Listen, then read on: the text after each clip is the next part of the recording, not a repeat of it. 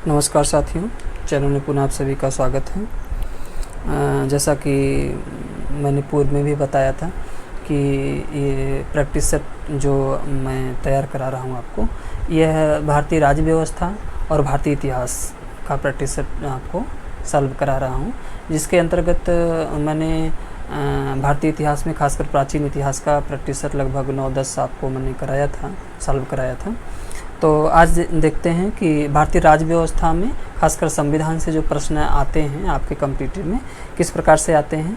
और ये तो वीडियो या ज़्यादा से ज़्यादा जो यूजफुल हैं, ये जो लोग टीजीटी या पीजीटी का एग्ज़ाम देंगे उनके लिए यूजफुल है। साथ ही साथ बीएड एंट्रेंस के लिए भी बहुत ही यूजफुल है। और साथ ही देखेंगे सारे जो वनडे कंपटीशन आप देना चाह रहे हैं, सभी वनडे कंपटीशन के लिए यह प्रैक्टिस सेट जो है संजीवनी का कार्य करेगी।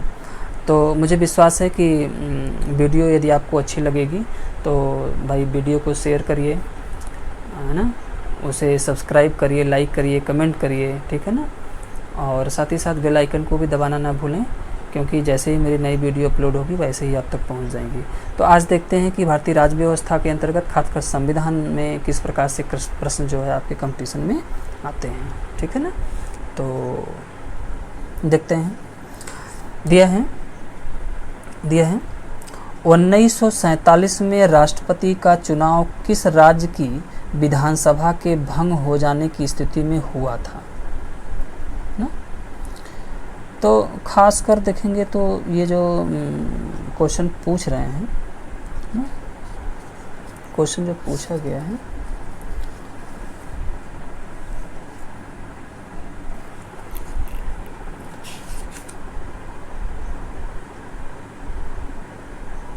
ये तो थोड़ा सा आपका प्रैक्टिस सेट जो है ये थोड़ा सा गूढ़ है ना। थोड़े से एक तरह से सिलेबस की तरफ चलते हैं, है ना, कि देखते हैं किस तरह से। हाँ, सिलेबस की तरफ चलते हैं, उसको देखते हैं। हाँ, देखते हैं। जो मैं जिक्र कर रहा था, हाँ, थोड़ा सा पीछे छूट गया था। हाँ, पीछे की तरफ थोड़ा सा जो क्वेश्चन मैंने चॉइस किया था कि किस प्रकार के प्रश्न जो है आपके कंपटीशन में आते हैं, तो उसको देखते हैं। क्योंकि वनडे कंपटीशन में जो प्रश्न आते हैं उसकी प्रकृति दूसरी होती है। हाँ, देखते हैं। दिया है, राज्यों का अनुसमर्थन प्राप्त करने वाला पहला वैधानिक, है ना, संवैधानिक संशोधन अधिनियम कौन है। तो राज्यों का अनुसमर्थन प्राप्त करने वाला, तो ये राज्यों के विषय की बात कर रहा है। पहला संवैधानिक संशोधन कौन सा रहा है, तो दूसरा संवैधानिक संशोधन जो रहा है राज्यों का अनुसमर्थन प्राप्त करने वाला माना जाता है ना। अगला प्रश्न देखते हैं। अगला प्रश्न पूछ रहा है, किस मामले में सर्वोच्च न्यायालय ने निर्णय दिया कि संसद संविधान के मौलिक ढांचे में संशोधन नहीं कर सकती। देखिए, बहुत ही इम्पोर्टेंट प्रश्न है और कई बार आपके ये वनडे कंपटीशन में प्रश्न जो है पूछ भी चुका है। इसमें देखते हैं तो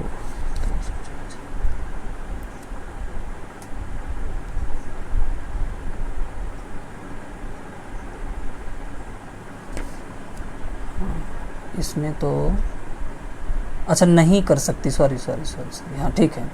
पूछ रहा है किस मामले में सर्वोच्च न्यायालय ने निर्णय दिया कि संसद संविधान के मौलिक ढांचे में संशोधन नहीं कर सकती है। तो ये किस में दिया था, केशवानंद भारती का मामला था और मिनर्वा मिल्स का मामला था। यानी दो बात ऐसे थे, एक केशवानंद भारती का मामला था, एक मिनर्वा मिल्स का मामला था, जिसमें सर्वोच्च न्यायालय ने ये निर्णय दिया था कि संसद जो है संविधान के मौलिक ढांचों में संशोधन नहीं कर सकती।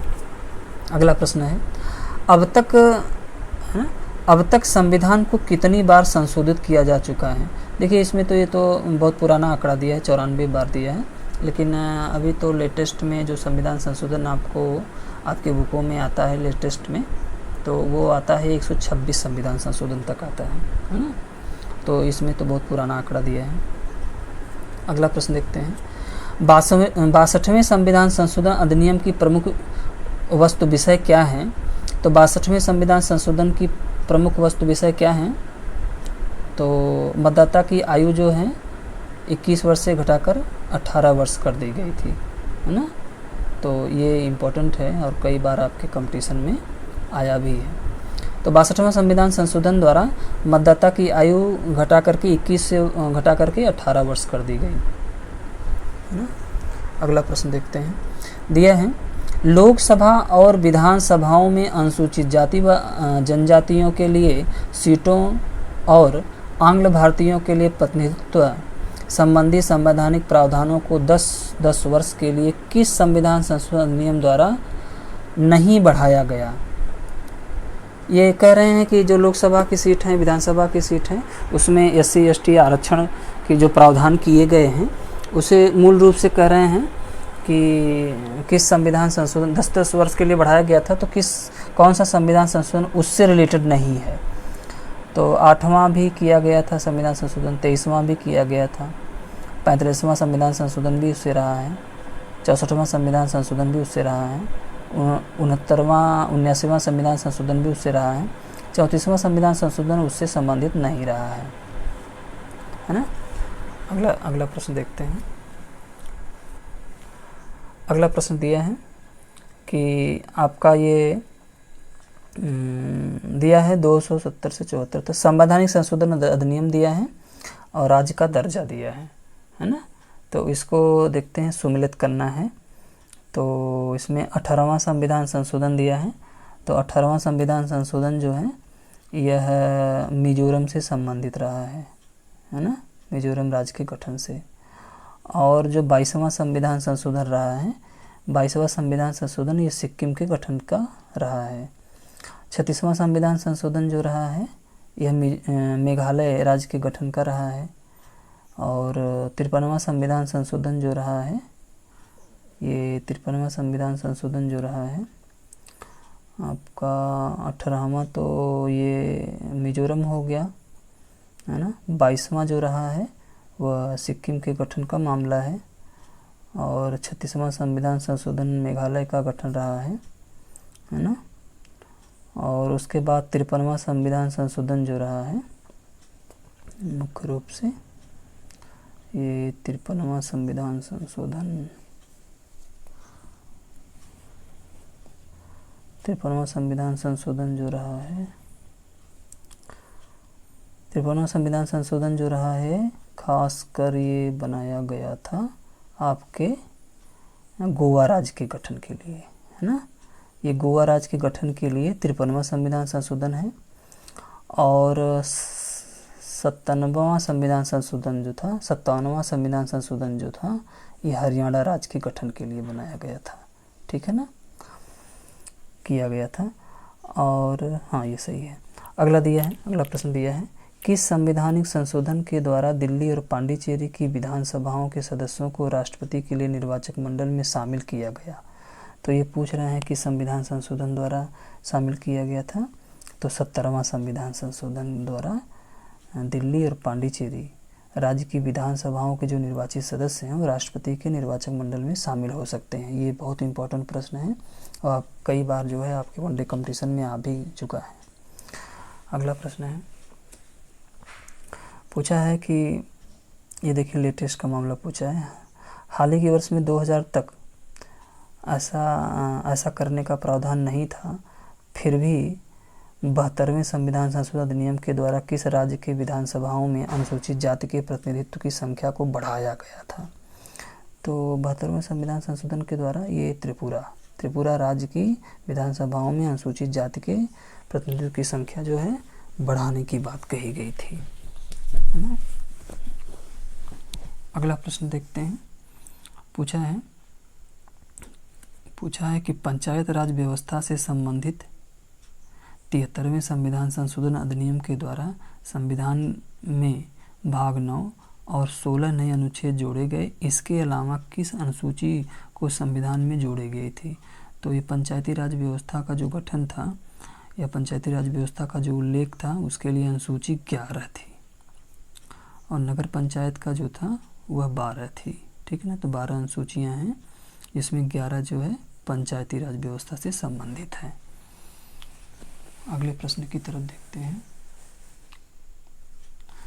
अगला प्रश्न है कि पंचायत राज एवं नगर पालिका से संबंधित 64वां एवं 65वां संविधान संशोधन विधेयक 1989 को लोकसभा में पारित किया गया था, पर राज्यसभा में कितने मतों के कारण ये संशोधन विधेयक पारित नहीं हो सका था? तो 2 मतों के अंतर से ये विधेयक गिर गया था। तो 2 मत इसके लिए ये भी इम्पोर्टेंट है। ये तो बड़े कंपटीशन में ज़्यादा पूछता है पुराने आंकड़े। अगला है, निम्न में से किसके प्रधानमंत्रित्व काल में भारतीय संविधान में सर्वाधिक बार संशोधन किए गए थे?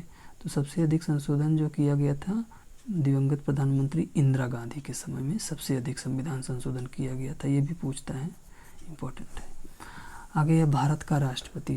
तो भारत का राष्ट्रपति कौन है? तो राष्ट्र का प्रमुख होता है ये, है ना। ये तो मान लीजिए छोटा प्रश्न है। अगला है, भारतीय संविधान के अनुसार, है ना, केंद्र की कार्यपालिका शक्ति किस में निहित होती है? तो केंद्र की कार्यपालिका शक्ति किस में निहित होती है? राष्ट्रपति में। और वास्तविक शक्ति किस में निहित होती है? संघ मंत्रिमंडल में। अगर वास्तविक जोड़ दे तो ये क्या हो जाएगा? संघ मंत्रिमंडल। तो इसमें कार्यपालिका की केवल शक्ति पूछ रहा है, केंद्र की कार्यपालिका शक्ति राष्ट्रपति में।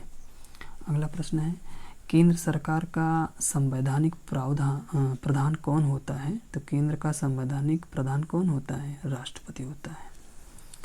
अगला प्रश्न है, अगला प्रश्न पूछ रहा है कि राष्ट्रपति पद के उम्मीदवार के लिए कौन सी अर्हता आवश्यक नहीं है? तो कौन सी अर्हता आवश्यक नहीं है? 35 वर्ष की आयु पूरी 35 वर्ष की आयु 35 वर्ष से कम आयु ना हो, सही है। लोकसभा के सदस्यता प्राप्त करने योग्य, सही है। राज्यसभा की सदस्यता प्राप्त करने योग्य रखता, ये नहीं है, यही नहीं है, ठीक है ना। कोई भी लाभ का पद नहीं है तो सही मान लीजिए। तो ये राष्ट्रपति के पद की अर्हता के लिए क्या आवश्यक नहीं है?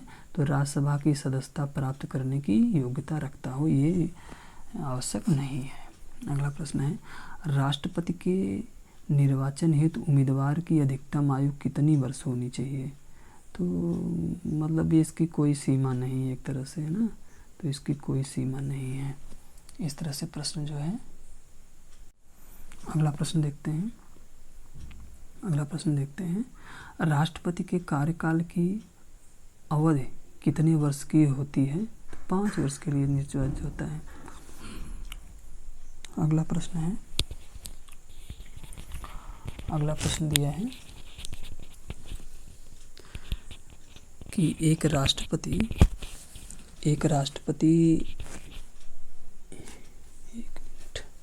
हाँ ठीक है।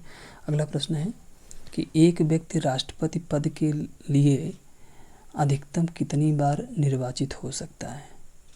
तो ये भी कोई सीमा नहीं है कि एक व्यक्ति जो है कितनी बार राष्ट्रपति निर्वाचित हो सकता है, कोई सीमा नहीं है।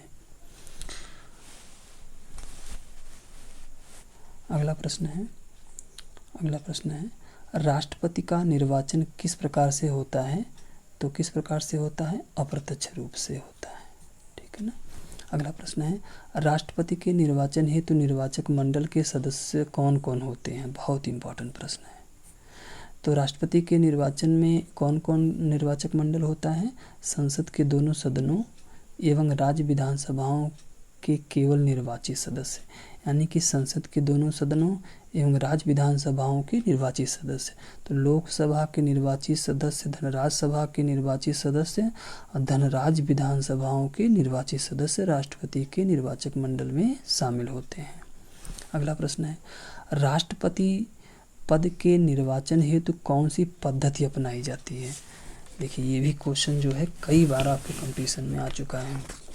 तो कौन सी पद्धति पूछ रहा है कि अपनाई जाती है? तो कौन सी पद्धति अपनाई जाती है? तो देखते हैं, समानुपातिक प्रतिनिधित्व एवं एकल संक्रमणी मत पद्धति, यही अपनाई जाती है, ठीक है ना। समानुपातिक प्रतिनिधित्व एवं एकल संक्रमणी मत पद्धति। अगला प्रश्न है, राष्ट्रपति के उम्मीदवार के नामांकन को निर्वाचक मंडल के कम से कम कितने सदस्यों का प्रस्तावित कराना आवश्यक होता है? तो निर्वाचक मंडल में कम से कम कितने सदस्य होने चाहिए? 10। इम्पोर्टेंट है, 10 सदस्य होने चाहिए निर्वाचक मंडल में। अगला है, राष्ट्रपति पद के उम्मीदवार के नामांकन प्रस्ताव को निर्वाचक मंडल के कम से कम कितने सदस्यों का अनुमोदन प्राप्त होना जरूरी है? तो 10 इसमें भी हैं, है ना। नामांकन जो प्रस्ताव होता है उसमें कम से कम 10 सदस्यों का अनुमोदन होना अति आवश्यक माना जाता है ना। अगला प्रश्न है, राष्ट्रपति को पद की गोपनीयता का शपथ कौन दिलाता है? पद एवं गोपनीयता की शपथ कौन दिलाता है? तो सर्वोच्च न्यायालय का मुख्य न्यायाधीश। देखिए ये भी तो क्वेश्चन वनडे कंपटीशन बहुत बार आता है, छोटे जो कंपटीशन होते हैं उसमें तो बहुत ही ज़्यादा प्रश्न इस प्रकार के आते हैं। और ख़ासकर जो आप बीएड एंट्रेंस देते हैं तो उसके लिए उसमें तो आपके लिए बहुत इस तरह से प्रश्न जो है बराबर कंपटीशन में बनते रहते हैं। अगला प्रश्न है, राष्ट्रपति को भत्ते के अलावा प्रति माह कितना वेतन मिलता है? इसमें तो पुराना आंकड़ा दिया है, तो प्रति माह कितना मिलता है? 5 लाख रुपए। संभवतः 5 लाख रुपए है राष्ट्रपति का वेतन। देख लीजिएगा, वेतन तो सभी का बढ़ गया है ना, तो इसमें देख लीजिएगा 5 लाख रुपए संभवतः होगा। अगला प्रश्न है, क्या राष्ट्रपति के वेतन एवं भत्ते को आयकर की छूट प्राप्त है? तो हाँ, इनको आयकर की छूट से छूट प्राप्त, हाँ, राष्ट्रपति पर इनकम टैक्स, इनके वेतन पे भत्ते पर इनकम टैक्स नहीं लगता है ना। अगला प्रश्न है, राष्ट्रपति पद के चुनाव संबंधी विवाद को किसे निर्दिष्ट किया जाता है? बहुत इम्पोर्टेंट प्रश्न है। तो अगर निर्वाचन संबंधी विवाद हो गया है तो किसे निर्दिष्ट किया जाएगा? सर्वोच्च न्यायालय। यानी कि निर्वाचन संबंधी विवाद का निपटारा कौन करेगा? सर्वोच्च न्यायालय करेगा। अगला प्रश्न है, राष्ट्रपति अपना त्यागपत्र किसे संबोधित करता है? तो उपराष्ट्रपति को देता है ना। अगले प्रश्न की तरफ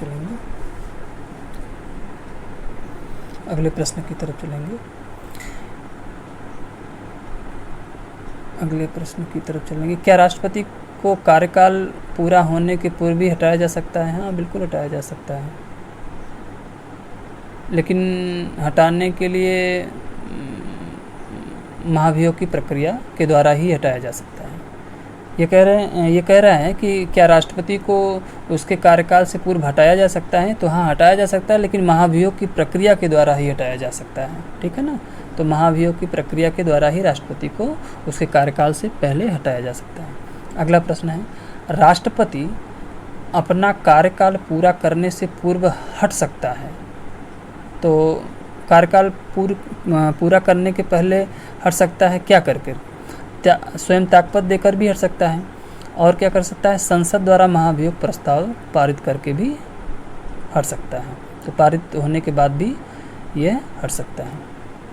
अगला प्रश्न है, किस आरोप के तहत राष्ट्रपति पर महाभियोग का प्रस्ताव लगाया जाता है? तो किस आरोप पर लगाया जाता है? कि संविधान का अतिक्रमण किया हो, यानी कि संविधान के प्रावधानों के अनुसार वह कार्य न किया हो, यानी संविधान के प्रावधानों का उल्लंघन किया हो, तो भी इस पर महाभियोग लगाया जाता है। अगला प्रश्न है, राष्ट्रपति के विरुद्ध कौन सा महाभियोग प्रस्ताव ला सकता है?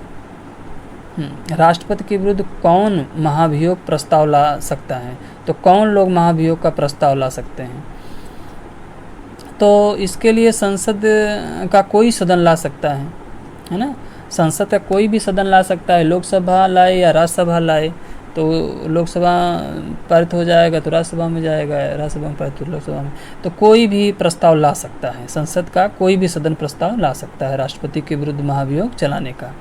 अगला प्रश्न यह है, राष्ट्रपति के विरुद्ध महाभियोग प्रस्ताव लाने के लिए संसद के किसी सदन के 1/4 सदस्यों द्वारा कम से कम कितने दिनों के पूर्व सूचना पर प्रस्तुत किया जा सकता है? हाँ, 14 दिन की सूचना।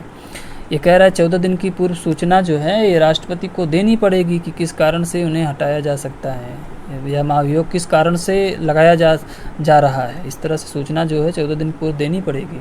अगला है, राष्ट्रपति के विरुद्ध महाभियोग प्रस्ताव पारित करने के लिए संसद के प्रत्येक सदन में कुल सदस्यों के कितने बहुमत की आवश्यकता होती है। ये देखिए, महाभियोग का जो प्रस्ताव पारित होगा तो संसद में प्रत्येक सदन में कितने बहुमत की आवश्यकता पड़ेगी, ये पूछ रहा है।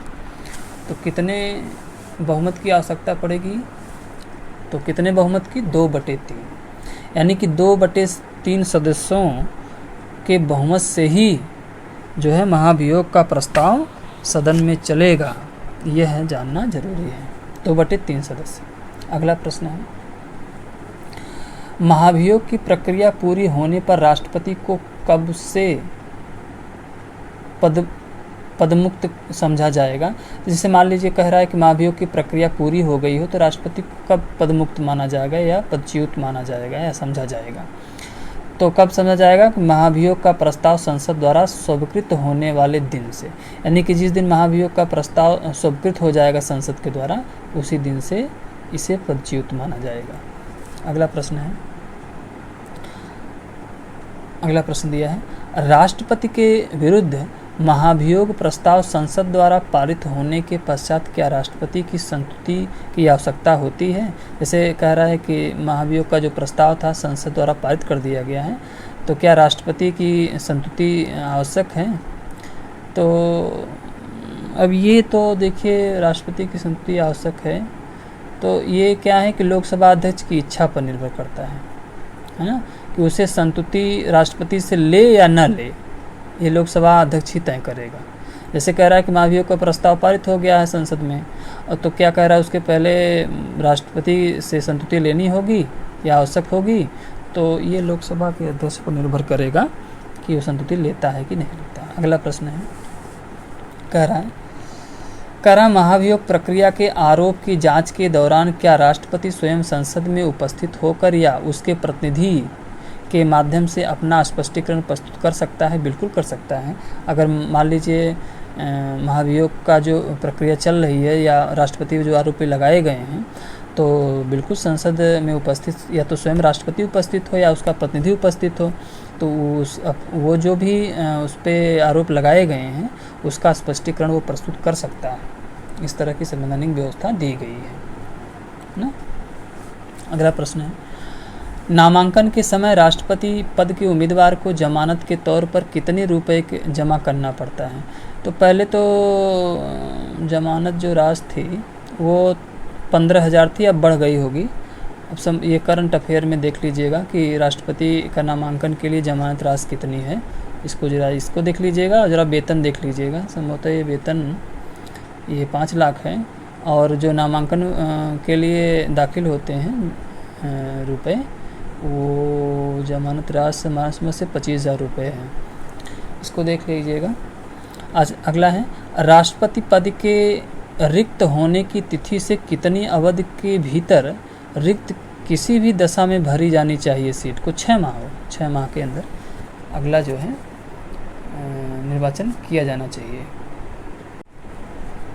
अगला प्रश्न देखते हैं, क्या पदावधि के समाप्त होने के उपरांत भी राष्ट्रपति अपने उत्तराधिकारी के पदासीन होने तक पद पर बना रह सकता है। हाँ, बना रह सकता है, बिल्कुल बना रह सकता है। अगला उसका उत्तराधिकारी आ जाएगा तभी वो हट जाएगा। अगला है, राष्ट्रपति पद के निर्वाचन के लिए क्या शासकीय पद पर आसीन कोई व्यक्ति उम्मीदवार बन सकता है। नहीं, ऐसा नहीं। किसी लाभ के पद पे ना हो, ये तो पहले ही कह रहा है उसकी योग्यता में। अगला है,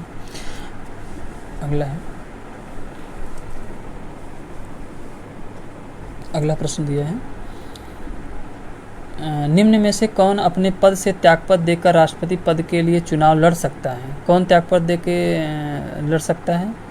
राष्ट्रपति भी त्यागपत्र दे के फिर राष्ट्रपति के लिए ये निर्वाचित होने के लिए ये चुनाव लड़ सकता है। उपराष्ट्रपति भी ऐसा कर सकता है, राज्यपाल भी कर सकता है, मंत्री कोई भी कर सकता है। इस तरह से जो संवैधानिक उल्लेख किया गया है, तो राष्ट्रपति भी कर सकता है, उपराष्ट्रपति, राज्यपाल, मंत्री, ये सभी लोग है ना राष्ट्रपति पद के चुनाव के लिए दावेदारी कर सकते हैं।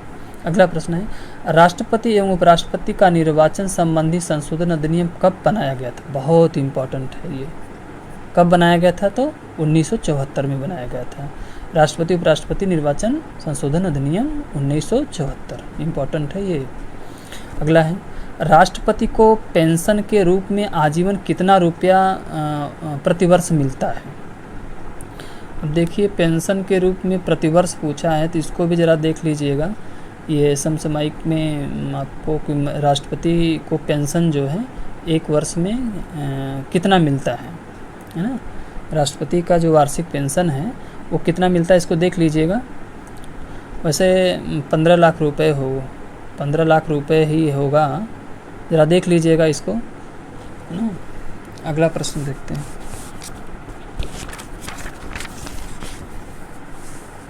अगला प्रश्न दिया है कि अपने कार्यकाल के दौरान त्यागपत्र देने पर भी क्या राष्ट्रपति को आजीवन पेंशन मिलती रहेगी? हाँ, ये तो पेंशन की व्यवस्था तो आजीवन है, ये पेंशन की व्यवस्था आजीवन है राष्ट्रपति के लिए। जो संवैधानिक प्राधिकारी हैं ये इन सब के लिए तो व्यवस्था बनाई गई है, लेकिन नए नियम कानून के तहत जो है ये उनको मिलेगी, बाकी जो गैर सरकारी हैं उनको तो समस्या है उनके लिए। अगला है, राष्ट्रपति के निर्वाचन में केंद्र एवं राज्य के मध्य बराबरी बनाए रखा गया है। राष्ट्रपति के निर्वाचन में केंद्र एवं राज्यों के मध्य बराबरी बनाया रखा गया है। अगला प्रश्न है, अब तक राष्ट्रपति के पद के लिए कितनी बार चुनाव हुए हैं?